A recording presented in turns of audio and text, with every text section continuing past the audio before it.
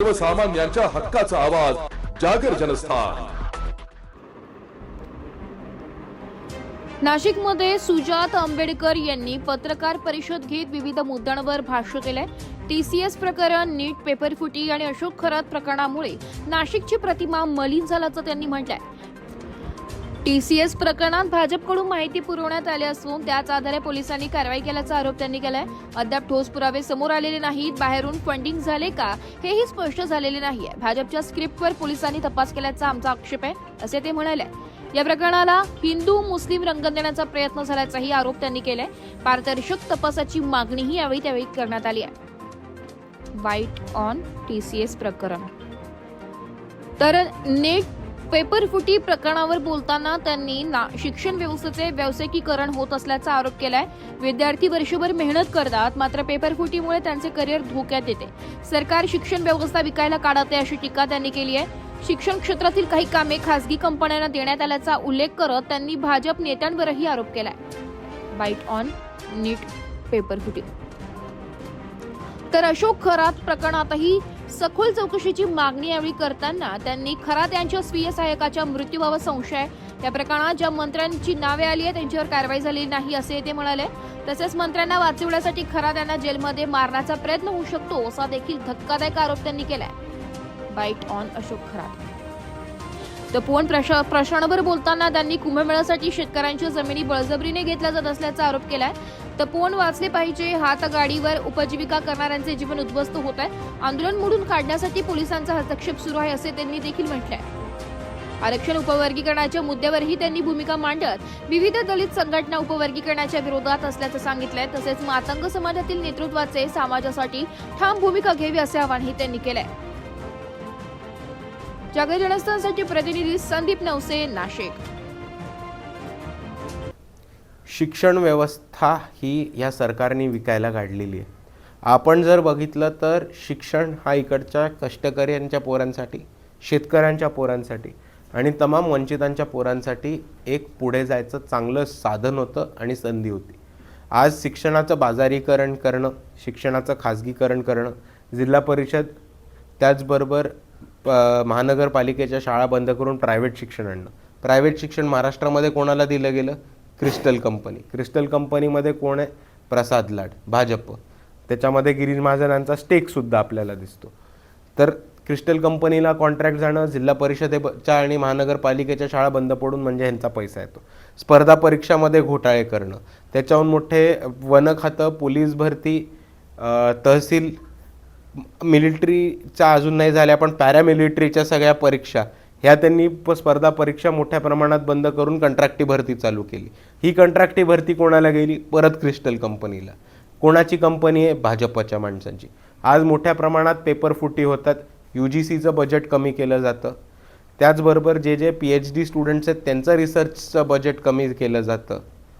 आपण जर हे सगळे प्रसंग एकजूट करून बघितले तर आपल्याला हे दिसते की भाजप राज्यामध्ये आणि केंद्रामध्ये शिक्षण व्यवस्था संपून इकडच्या वंचितांच्या आणि गोरगरिबांच्या पोरांना पुढे येण्यापासून थांबवते आणि त्यांच्या आयुष्यामध्ये तरक्की करण्याच्या ज्या संधी आहेत त्या संध्यांवरती दरवाजे कायमस्वरूपी बंद करण्याचं काम करत आहे। या वंचित बहुजन आघाडीच्या पत्रकार परिषदेमध्ये येण्यासाठी आपल्या सर्वांचं आभार।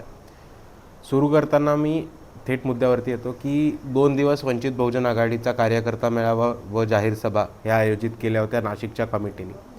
त्याच्यामध्ये काल ग्रामीण भागामध्ये आणि आज तसं शहरामध्ये सभा ह्या आयोजित केल्या आहेत। आणि मुद्द्यावरती येऊन बोलायचं झालं तर सध्या आपण जर बघितलं तर नाशिकमधनं 3 मोठे प्रकरणं हे समोरात आलेत आणि ज्याला असं आपण बघतो की आपल्या शहराला, आपल्या जिल्ह्याला एक काळबोट लावण्याचं काम मोठ्या प्रकारात झालं आहे। सर्वात पहिले आपल्याला TCSचा प्रकार दिसतो आणि TCSच्या प्रकारामध्ये आपण बघता की एका बाजूला टिस्टा सेटलवाड आणि निरंजन टकले हे एक त्यांचं वेगळं फॅक्ट फाइंडिंग करतात। त्या फॅक्ट फाइंडिंगचं आणि पोलिसांच्या फॅक्ट फाइंडिंगशी काही संबंध नसतो। भाजपची लोक ट्विट करतात, भाजपची लोक प्रेस कॉन्फरन्स घेऊन एक माहिती पुरवतात आणि भाजपच्या लोकांनी पुरवलेली माहिती ही जशी काही स्क्रिप्ट आहे त्या स्क्रिप्टवरती ॲक्शन घेतल्यासारखं इकडे पोलीस इन्व्हेस्टिगेशन करतात आणि तो स्क्रिप्ट फॉलो करून अख्खं इन्व्हेस्टिगेशन केलेलं आपल्याला दिसतंय। त्याच्यामध्ये ज्यांना अटक केलेत किंवा ज्यांच्यावरती संशय घेतला त्यांच्या विरुद्ध ठोस पुरावे अजून पोलिसांनी समोर केलेले नाहीत किंवा ते कोणत्या प्रकारे ह्या ऑपरेशनमध्ये इन्वॉल्ड होत्या. जर लव जिहादचं ऑपरेशन होतं तर कोण कोण इन्वॉल्ड होतं, त्या एकट्या महिला होत्या की अजून 4 संघटना इन्वॉल्ड होत्या, त्यांना बाहेरचं कोणाचं बॅकिंग होतं, हे अजून कुठलीही माहिती, ठोस माहिती पोलिसांनी दिलेली नाही आहे. फक्त एक नॅरेटिव्ह उभं करून हिंदू मुस्लिम उभं करणं हेच भाजपला साध्य करायचं होतं आणि त्याच्यामध्ये आपल्याला दिसतं की पोलिसांनी पूर्णपणे हातभार दिलेला दिसतोय. दुसरं जे प्रकरण समोर आलं होतं ते म्हणजे नीटच्या पेपर फुटीचं, आणि हा एक गंभीर मुद्दा आहे, आपल्या सर्वांनी समजून घेतला पाहिजे. आणि मीडियाच्या माध्यमातून मला हे लोकांसमोर मांडायचं आहे की आपल्याला पेपर फुटी आणि पेपर फुटला ही एक छोटी एक घटना दिसते, पण आपण जर समजून घेतलं तर ह्याच्यामध्ये एका मुलाचं 25 वर्ष 20 वर्षाची मेहनत आणि त्याच्यानंतर पुढचं त्याचं करिअर हे लाईनीवरती असतं आणि धोक्यात येतं, हे आपण समजून घेतलं पाहिजे. एक मुलगा शाळेत जातो, मेहनत करतो, कॉलेजमध्ये जातो, 11वी 12वी ग्रॅज्युएशन नंतर तो अभ्यास करतो आणि हे अपेक्षा ठेवतो की स्पर्धा परीक्षा झाल्या, नीट झाली, जेई झाली, वेगवेगळ्या CET झाल्या, या वेगवेगळ्या परीक्षांमधनं मी चांगला कोर्स घेईन, चांगली अपॉर्च्युनिटी मिळेल, त्याच्यातनं नोकरी मिळेल आणि मीच पुढे जाऊन काम करून नोकरी करून माझ्या परिवाराचं, माझ्या कुटुंबाचं, माझ्या समाजाचं भलं करू शकतो.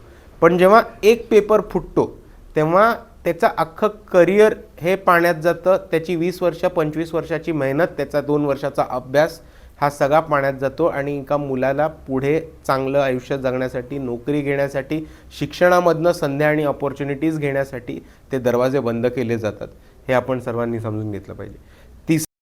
जे नाशिकमधनं झालं आणि त्याला खऱ्या अर्थाने नाशिकला काळबोट लागले ते म्हणजे भोंदूबाबा खरात यांचं प्रकरण.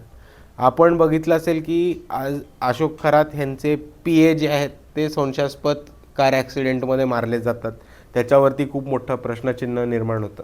आणि दुसरी गोष्ट ही की एका बाजूला खरात ह्यांना आतमध्ये टाकलं जातं, पण ज्या ज्या मंत्र्यांनी, ज्या ज्या राजकारण्यांनी, ज्या ज्या नेत्यांनी खरातांना मोठं केलं, त्यांना पाठबळ दिला, त्यांना संपत्ती पुरवली, त्यांना प्रॉपर्टीज मिळवण्यामध्ये मदत केली, ती फॅन्सी पाईपलाईन जी त्यांच्या घरामध्ये जाते, त्यांच्या आश्रमामध्ये जाते, नाशिकला पाणी न मिळत असताना ती कोणी टाकून दिली, ह्याच्यामध्ये कोणते नेते होते, मंत्री इन्वॉल्ड होते, हे शोधलं पाहिजे.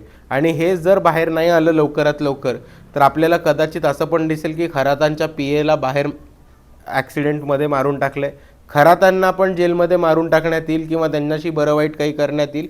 सगळे एव्हिडन्स मिटवून ह्या जे मंत्री आहेत ज्यांनी खरातांना मोठं केलं आहे त्यांना एक क्लीन चिट देण्याचा प्रकार आपल्या सर्वांसमोर आहे. आणि चौथा आणि माझा शेवटचा मुद्दा हा आज नाशिकमध्ये मला मांडायचा आपल्या प्रेस कॉन्फरन्सच्या माध्यमातून, म्हणजे तपोवनचा मुद्दा हा खूप मोठा झाला होता आणि लोकांनी खूप मोठ्या प्रमाणामध्ये तपोवनवरती आंदोलनं केलं आणि तपोवन वाचलं पाहिजे ह्यासाठी भूमिका घेतली.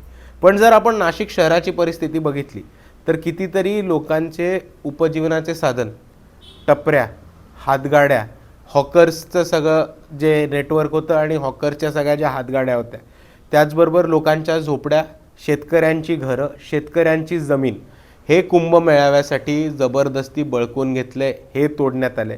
कितीतरी लोकांची आर्थिक नुकसान झाले, त्यांच्या मालमत्तेचं नुकसान झाले आणि त्याचबरोबर त्यांचं उपजीवनाचं असं साधन होतं ते तोडून टाकण्यात आले. शेतकऱ्यांकडनं त्यांची शेतजमीन घेतली आणि जर कोणी आंदोलन केलं तर त्यांना मोठ्या प्रमाणात हारामारी करून किंवा आरेरावी करून पोलिसांकडनं 3rd डिग्री टॉर्चरसुद्धा देण्यात आलं आहे. ह्याचे व्हिडिओसुद्धा प्रसिद्ध झालेत, आपण सर्वांनी बघितले असतील.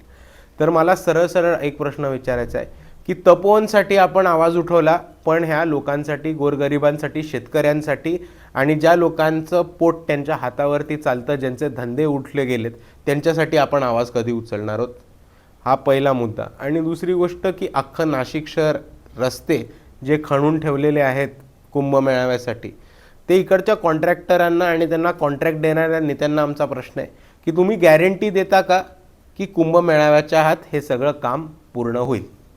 आपण आपले प्रश्न विचारू शकता.